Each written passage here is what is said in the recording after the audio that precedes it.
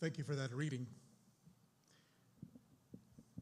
And thank you for inviting me here today. And this has become a familiar place, and there's more and more people that are comfortable and familiar to me that I can visit with, and it's good to be here.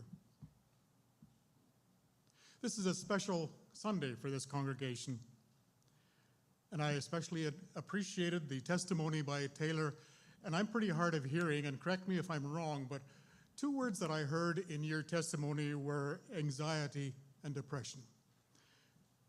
And I was excited to hear that. Not that anxiety and depression are exciting things, but to the comfort to stand here in front of the people and to say, this is a reality in my life, is a good thing. The confidence to say that, the understanding of what that means, and the confidence that is aware that God works in those kind of circumstances. And I suspect that, I know that if a generation, 2 generations, 3 generations ago that we had that kind of understanding of anxiety and depression, this sermon that I am about to offer you would have been written somewhat differently. So you can listen for how that plays out. Let's bow for a word of prayer. Holy God, we come before you in humility. We ask to learn the lessons you offer. You give us stories, you give us examples of how we can live in your holy way. Holy God, open our hearts to learn. Amen. Now, this is a message about Father's Day. Holy lessons from my father. To my 6 siblings, he was known as Pa. Now, I realize that it's several months away from Father's Day, but when I presented a version of this message on June the 16th, which was Father's Day, the conversation following that was so sparkling, so striking, comments about seeing their father in a different light, that I decided that speaking about my father could in fact have a wider congregation. The parable of the prodigal son that we just heard offers a story about his father, about a father doing his best in difficult circumstances. The father, I've always assumed the father models the presence and the wisdom of God. This message will explore some of the ways that Jesus' parable might suggest that I look at my own father and what the lessons were that he offered.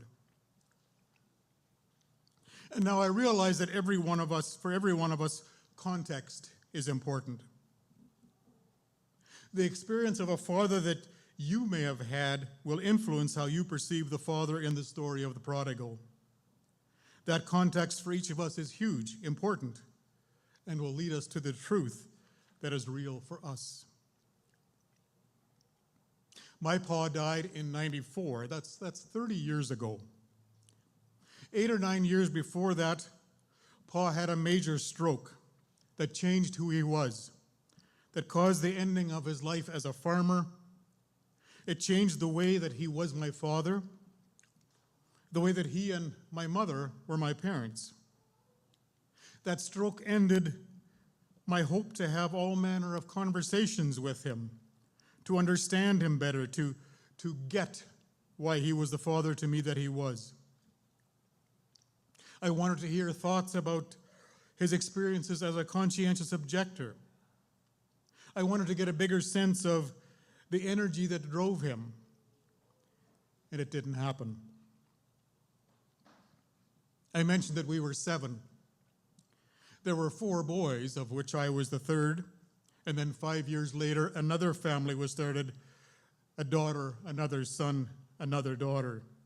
And so after that, we always, to this day, we thought of ourselves as the boys and then the kids. And I'll be together with many of those later this afternoon. My relationship with my pa was often complicated. I spent my childhood and a few decades of adulthood convinced that I was a disappointment to him. My 2 older brothers had the minds of engineers, as did our pa, and so it seemed that they got him, understood him, and what he required of his children. Me, not so much. Pa, he was the oldest of 12 in his family, immigrated to Canada as a young boy. The only story I recall for hearing from him was the watermelons were really good in Russia. But not all was good, I suspect. His own father struggled with undiagnosed mental health issues, possibly connected to those Russian experiences, mental health that sometimes left him raging and occasionally violent.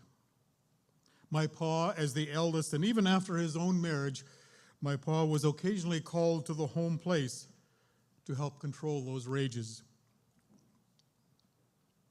And when I suggested to my mother after my pa died that surely my grandfather, surely that was a mental illness matter, she was amazed at that suggestion. She didn't have that language that you have, Taylor, and her response was, we always thought he was just miserable. Mental health issues, as in depression and anxiety, is very much the gift that keeps on giving. My relationship with my father was certainly impacted by his own depression issues as well as my own. As I look into the family story that comes after me, more generations continue to live with their own measures of depression and anxiety and search for the means to live well. My pa lived with depression. Maybe we haven't often enough said that out loud. Maybe we haven't often enough allowed awareness of depression to be part of the story of pa's brooding, his impatience, his irritability, and his occasional volatility. But pa wasn't just miserable. When I think of his big, loud brothers, my boyhood heroes, I realize that each one of them struggled in their relationships with their own male children. It seemed obvious to me that this is connected to the kind of parenting that they received. And as an adult, these things are recognizable. Names can be found for the symptoms that we experience. Supports can be uncovered. And as a family, we continue to explore those options and move forward. However, as a young child, again, it was more complicated. A part of that story that seems significant happened in the early 90s when I had left the farm and was a dean of boys at RJC. My fellow deans, as some trust grew, began to gently suggest that I perhaps had some issues that could be worked at, specifically that my anger issues were so tightly locked away that they were often expressed in ways that weren't always healthy. Anger was bad, I assumed, if it was expressed like my dad expressed anger. A visit with a counselor reminded me that hard history with my father was precious, that it needed to be acknowledged and embraced, but it needed to be set free so it could no longer control me. It was exactly the advice that I needed. When my pa died in '94, that work was well underway, and I'm thankful for that. From Luke 15, but while he was still a long way off, his father saw him and was filled with compassion for him. He ran to his son, threw his arms around him, and kissed him. I chuckle when I read those words within this parable of Jesus. The father, filled with compassion, hiking up his cloak, running to his son, embracing him, kissing him. Yeah, not so much my dad. My dad had no language for emotion.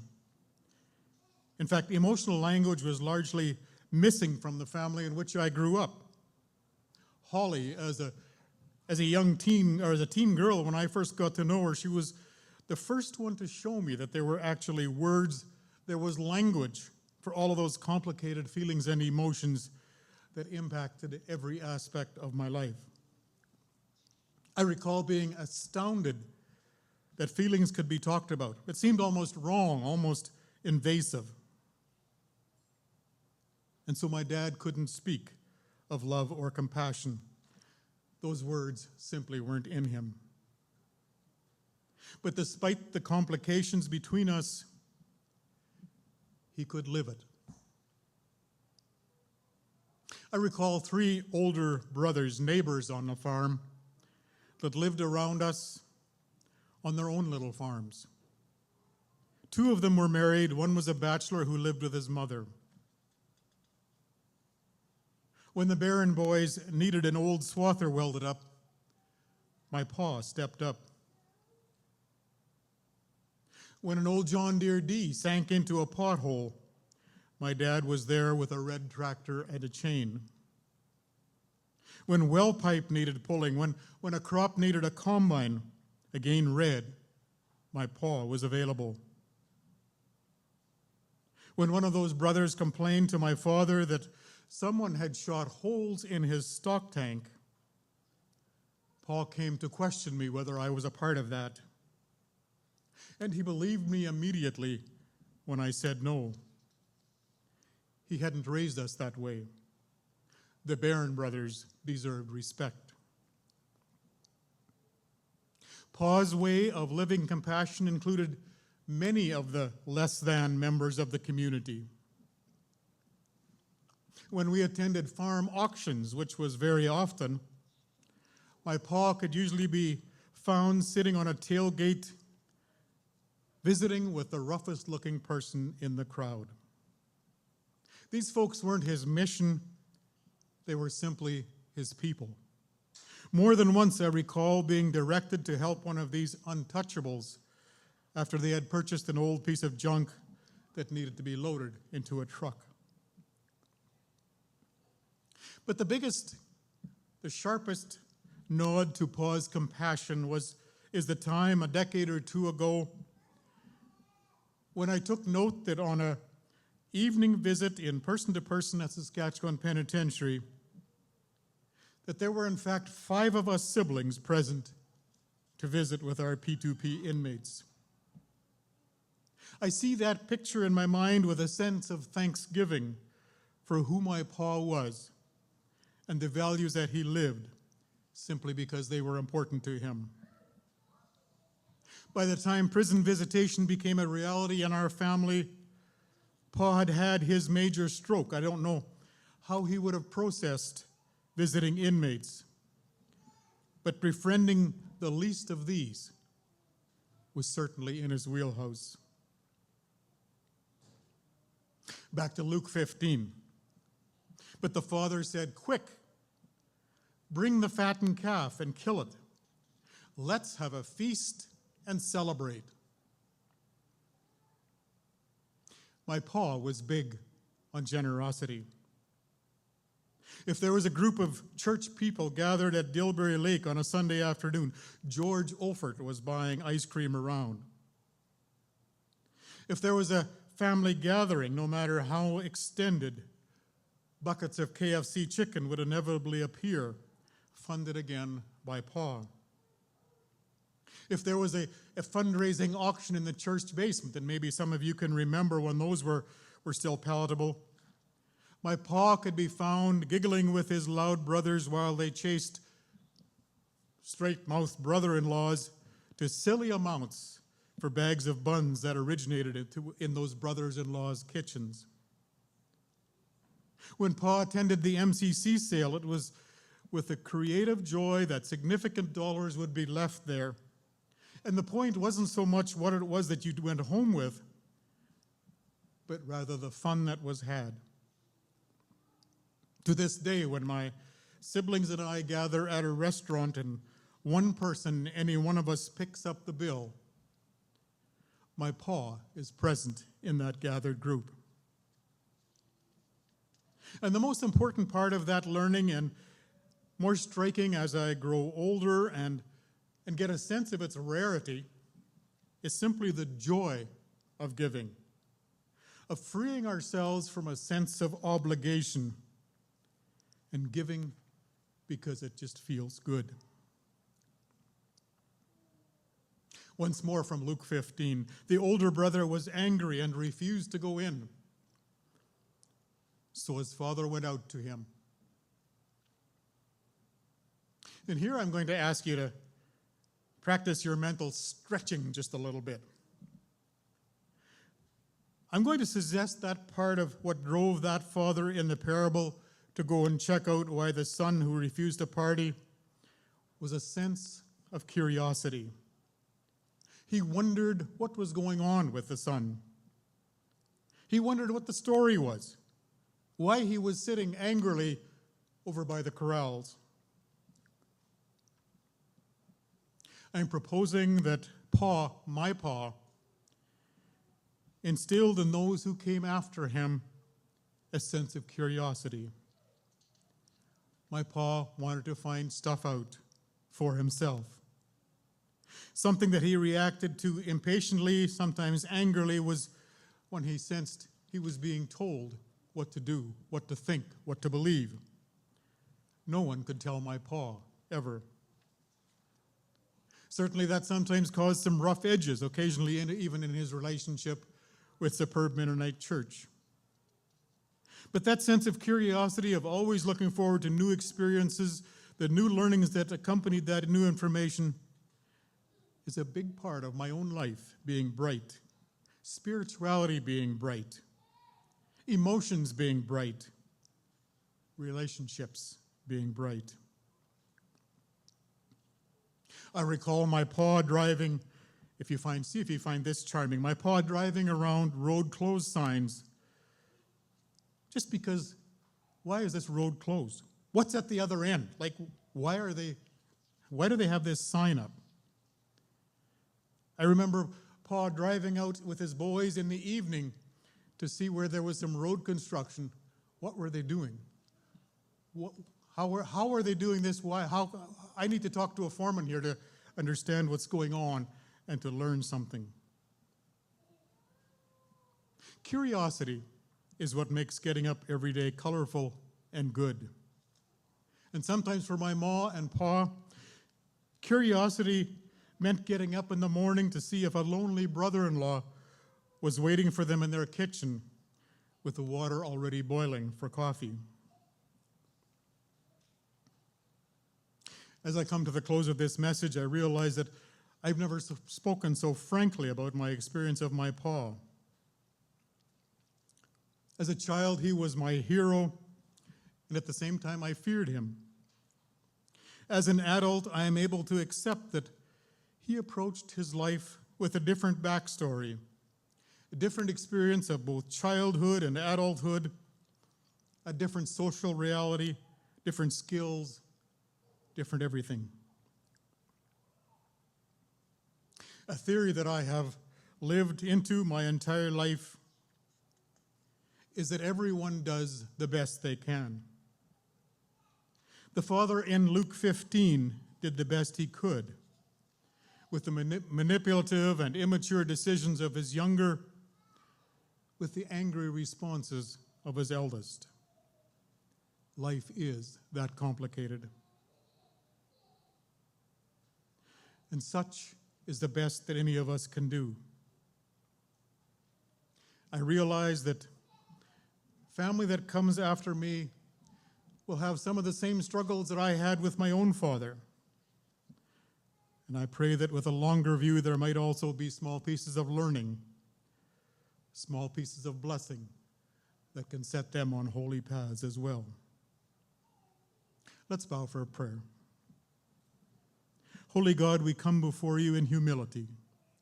We ask to learn the lessons you offer. You give us stories, you give us examples of how we can live in your holy way. Holy God, open our hearts to learn. Amen.